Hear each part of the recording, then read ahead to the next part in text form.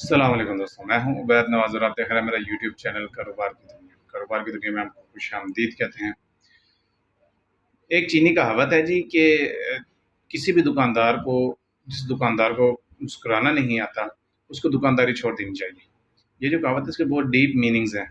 अगर आप इसकी गहराई में जाएँ, तो ये कहावत जो है हर कारोबार के ऊपर तकरीबन लागू होती है। अगर आप चाहे दुकानदारी कर रहे हैं या कोई और बिज़नेस कर रहे हैं, अगर तो आपका इखलाक अच्छा है, अगर आप मुस्कुरा के अपने ग्राहकों से बात करते हैं, आप जिसको जानते हैं, जिसको नहीं जानते, आप उसके साथ मुस्कुरा के बात करते हैं, तो अगली दफ़ा वो ग्राहक जो है वो कोशिश करेगा कहीं और ना जाए, वो आपके पास आए।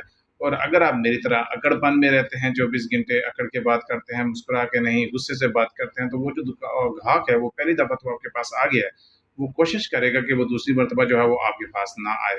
इसलिए कारोबार के असूलों में जो अहम असूल है, आपका अखलाक अच्छा होना चाहिए और हर ग्राहक के साथ आपको मुस्कुरा के बात करनी चाहिए।